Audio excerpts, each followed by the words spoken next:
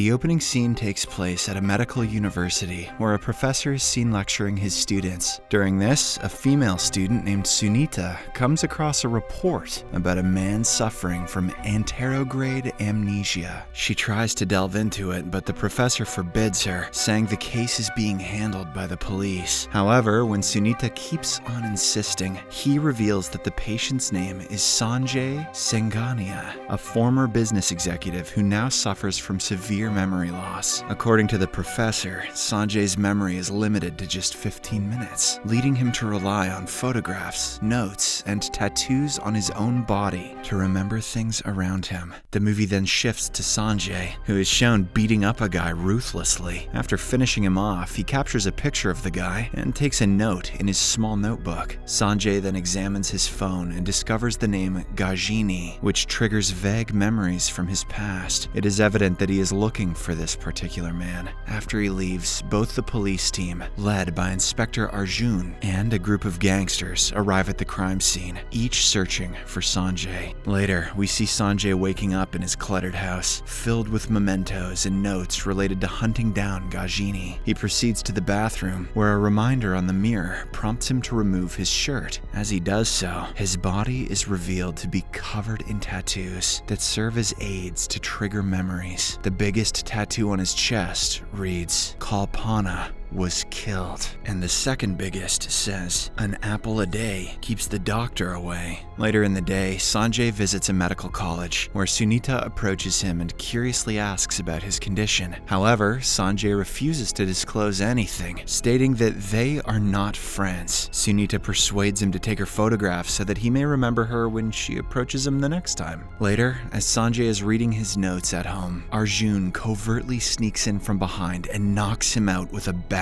The officer then ties him up and strips him in search of additional clues. During the search of the entire place, he discovers a couple of diaries. As Arjun reads the first one, the scene transitions to a flashback that reveals Sanjay's past life as the chairman of a prominent cell phone company called Air Voice. Turns out, he was a multi-millionaire who was respected and adored by everyone around him. In the next segment of the flashback, we are introduced to Kalpana, a struggling model who is running late for her detergent ad shoot. Kalpana, who is known for her mischievous nature, deliberately messes up the ad, causing the director to scold her. Elsewhere, Sanjay is occupied with his work, searching for a suitable location to place a billboard for his company. After a long search, she finally finds a good spot, which happens to be where Kalpana resides. So, Sanjay instructs his assistant to approach Kalpana regarding the billboard placement at her place. As the employees head to the studio for this purpose, they encounter Satvir, the director of the ad film, who is surprised to learn that they represent the Air Voice company. Satvir seizes the opportunity to promote his own small business, hoping to collaborate on a larger scale, but he soon realizes that the team is only interested in meeting Kalpana. In the next scene, the meeting takes place, and all the employees in the company eavesdrop on their conversation with curiosity. Kalpana declines Air Voice's offer, saying she hates rich people like Sanjay, but the people outside mistakenly hear that Sanjay is her boyfriend. Somehow. So, as soon as she comes out of the room, all of her colleagues and even the director begin treating her with special attention. Kalpana is a bit perplexed by their sudden change in attitude, but she decides to take full advantage of it. She plays along with the rumor, and as the days pass by, the director gives her leading roles in several advertisements. One day, Kalpana fabricates a fictional love story and shares it with a reporter who publishes it on the news. This results in an influx of phone calls at Sanjay's office, causing him to feel annoyed. In order to put an end to the rumor, he finally decides to confront Kalpana. While on his way to the shoot studio, Sanjay spots Kalpana, who is currently helping disabled children cross a pothole. He doesn't know that she is the same person involved in the rumor, so he is greatly impressed. But once he enters the studio and meets Kalpana, he is taken aback. The mischievous girl, who is also unaware of Sanjay's true identity, proudly boasts about being his lover. She mentions that they have been on several dates together and are soon getting married. Hearing all this, Sanjay chuckles gently and decides to play along. For now, he pretends to be an auditioner. The next day, he is in the midst of an interview when he suddenly receives a call from Kalpana offering him an underwear advertisement. advertisement. Sanjay has a really hectic schedule aligned for the day, but he still chooses to visit her. Perhaps he has fallen for Kalpana's charm and innocence. Or perhaps he's just tickled by the word underwear. Following this, he gets into an auto rickshaw and takes a ride through the not-so-wealthy part of the city, which is crammed and polluted. Sanjay is not used to this environment, so he feels a bit uneasy. However, his face lights up when he meets Kalpana. As they make their way to the studio, she encounters a visually impaired man, whom she assists in reaching the bus stop. This reveals that although Kalpana is a mischievous girl, she has a heart of gold. Sanjay is also infatuated by her kindness, and so, from that day onward, the two spend more time together, gradually growing closer.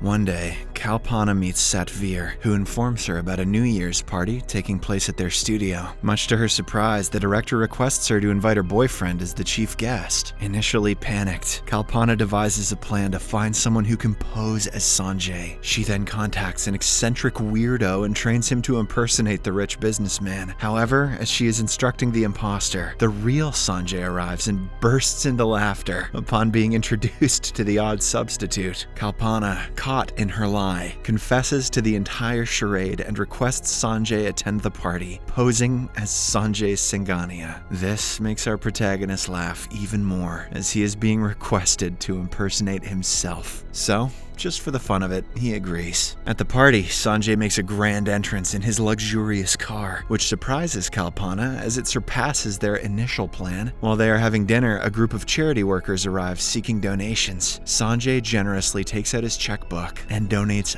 $500,000 to the cause, leaving Kalpana in shock. But despite this unexpected act, she still fails to sense anything amiss. Following the party, the two board a local bus to return home. Kalpana is chattering about the success of their plan, when suddenly, Sanjay says, "I love you," catching her completely off guard. With a nervous face, she then asks for time to think about it. After Kalpana departs, Sanjay decides that he will win her heart as an ordinary man, and if she agrees, he'll reveal his true identity. Back in the present, Arjun completes reading the first diary, but before he reads the second one, he is interrupted as Sanjay regains consciousness and launches an attack on him. A fierce fight ensues, and as the barbaric Sanjay is about to inflict a fatal blow on the inspector, the doorbell rings. Upon answering it, Sanjay finds his former assistant and his doctor. They mention that they want to help him, but Sanjay declines and closes the door. The following day, a reminder prompts Sanjay to carry out his plan to kill his enemy. He infiltrates a college festival where Gajini is the chief guest and a prominent benefactor. As the event begins, a staff member welcomes Gajini, and Sanjay takes a photograph of him. Shortly afterward, he calls Gajini, summoning him to the basement. But since the latter is busy, he sends one of his men instead. Sanjay mistakes the man for Gajini and brutally beats him up. However, upon comparing the picture with the man's face, he realizes that he took out the wrong guy. Suddenly, Gajini arrives there with his armed henchmen, prompting Sanjay to run away without revealing his face. This makes the intimidating villain realize that someone is after him, so he decides to compile a list of his enemies' names and eliminate them one by one. In the next scene, Sunita visits Sanjay's apartment and quietly enters when she finds the door open. She notices reminders of revenge scattered everywhere and picks up his diaries. After this, she shockingly discovers Arjun bound in a closet. Sunita quickly frees him, but as they prepare to escape, Sanjay shows up with no memory of who they are. Arjun manages to flee, but he is unfortunately struck by a bus, killing him on the spot. Now the clueless Sanjay starts chasing Sunita through the busy streets of Mumbai, but once he loses his memory, she approaches him again, claiming to be a friend. Elsewhere, Gajini, despite eliminating all of his enemies, still senses that someone is missing. As fate would have it, Sunita visits him the same day and reveals that Sanjay is planning to kill him. She even provides him with a photograph of Sanjay before departing. Armed with this information, Gajini sets out to eliminate his final enemy within the next 12 hours. The following day, Sanjay tracks down Sunita's hostel room and immediately grabs her by the neck. However, she somehow manages to break free and run away. In an act of desperation, she then traps him into the elevator and contacts the police. The plan works as the cops soon arrive and apprehend Sanjay. Later, Sunita recalls the diaries she stole from Sanjay's place. She begins reading the first one, just like the inspector, and learns about Sanjay and Kalpana's story. Then she proceeds to the second diary, and the movie once again goes into a flashback. Kalpana and Sanjay are together at a romantic park where she suddenly accepts his proposal. This makes our rich hero excited, but as he is about to disclose his true identity, Kalpana interrupts him and opens up about her family. She reveals that her father was deceived by his uncle in a financial matter. This brought the family a lot of hardship and pain, so Kalpana has decided that she won't get married until and unless she is financially stable. Upon hearing this, Sanjay also decides to postpone revealing his true identity. Later, he calls his assistant and gives him the keys to an apartment. Turns out Sanjay was about to surprise Kalpana with this apartment as a gift, but since he couldn't reveal his identity, after all, last thing he wants is for her to know that he's financially stable, he asks his assistant to organize a lucky draw and make Kalpana the winner. This way, she will accept the apartment without any questions. In the following scene, Kalpana is shown at a pawn shop where she sells some of her jewelry to obtain money. With the money she receives, she fulfills one of her dreams by purchasing a second-hand ambassador car. Later, she invites Sanjay to her new apartment to share her happiness. They both step inside at the same time and cement their footprints as a memory. With the formalities done, Sanjay reveals that he will be leaving town for 10 days. But since he cannot tell her about his urgent meeting, he fabricates a story. Sanjay says that he has to go to his village in order to sell some property and fund his mother's medical treatment. Later that night, Kalpana contacts Sanjay, requesting a brief meeting. When he arrives, he is shocked to learn that she has sold her car in order to manage money for his mother's treatment. This deeply affects Sanjay as he feels burdened by the weight of his own lies. He cannot stop thinking about her even on the flight. But in the present, Sunita is dejected to learn that Sanjay has not written any events after this point. Her curiosity about what transpired next intensifies, and she seeks out Satvir to discuss Kalpana. However, he doesn't say much and avoids her questions. Meanwhile, at the police station, the authorities conduct an investigation on Sanjay and uncover the tattoos of memorabilia scattered across his body. In an attempt to unveil his true identity, they begin dialing the numbers tattooed on his body. Surprisingly, one of the numbers belongs to Gajini, who is then summoned to the police station. Gajini recognizes the man right away and informs the officers that he is Sanjay Singhania, the chairman of Air Voice, and a patient suffering from short-term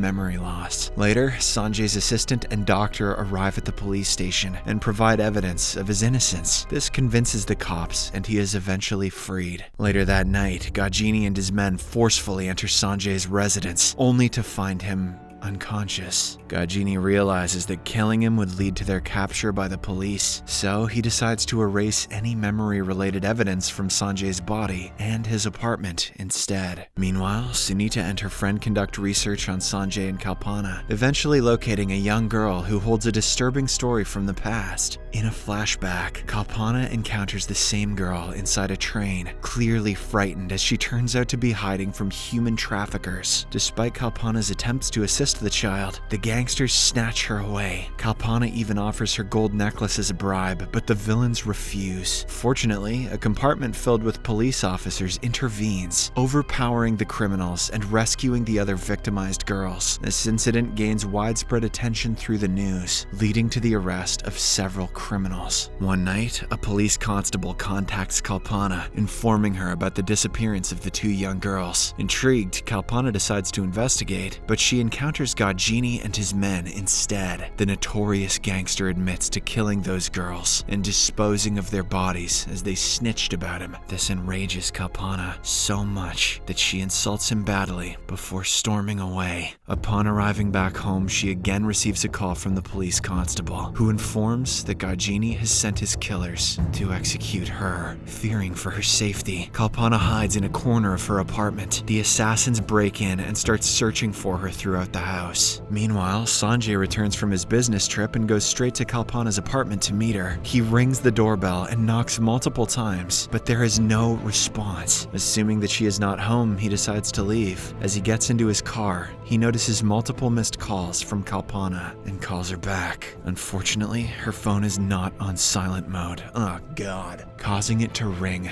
loudly. Kalpana hastily answers and explains the dire situation, prompting Sanjay to quickly turn back and head to her place. Shortly afterward, he enters the apartment and discovers Kalpana in a weakened state. He rushes to her side and embraces her, during which she whispers the name Gajini in his ear. "This is no time for dirty talk," he says. It is at this moment that Sanjay realizes Kalpana has been stabbed in the back. But before he can react, Gajini walks into the room and brutally strikes Sanjay's head with an iron rod. He then finishes off Kalpana with a similar blow before pounding Sanjay's head one more time. The 2 deadly shots to his skull are the reason for his anterograde amnesia. Although he somehow survived the incident, he has been left scarred all his life, but the word Gajini echoes through his mind all the time. Now, he only wants one thing: revenge.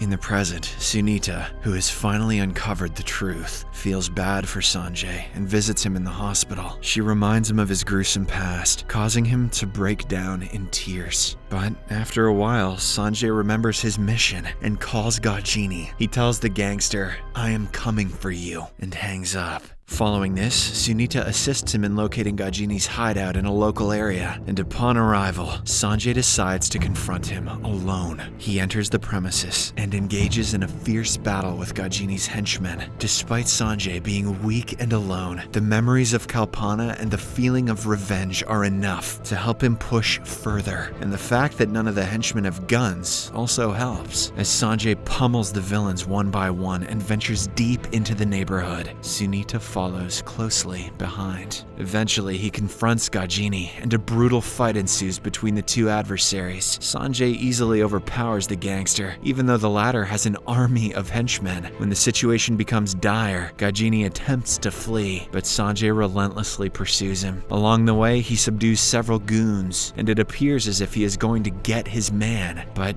just then, his amnesia kicks in, and he forgets all the events that just transpired. As Sanjay wanders aimlessly through the alleys, he coincidentally stumbles upon Gajini. The gangster realizes what's going on, so he pretends to be a friend. But at an opportune moment, he stabs Sanjay from behind and drops him to the ground. Sunita sees this and rushes to his aid, only to receive a harsh, backhanded slap across the face. Now, with both Sanjay and Sunita on the ground, Gajini grabs an iron rod and prepares to reenact the tragic murder he inflicted upon Kalpana, this time targeting Sunita. However, Sanjay unexpectedly throws the same rod that he had been stabbed with towards Gajini. He then courageously gets up, fights the villain, and brings him to the ground. With determination in his eyes, he grasps the iron rod and delivers a single, lethal blow, finally achieving his long-awaited revenge.